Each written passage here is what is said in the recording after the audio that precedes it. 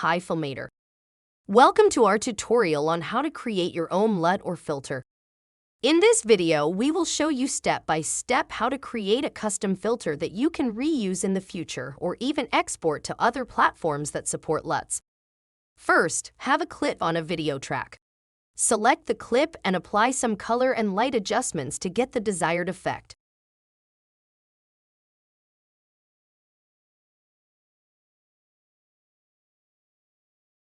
Once you are ready, tap on the Create LUT button that is at the bottom bar.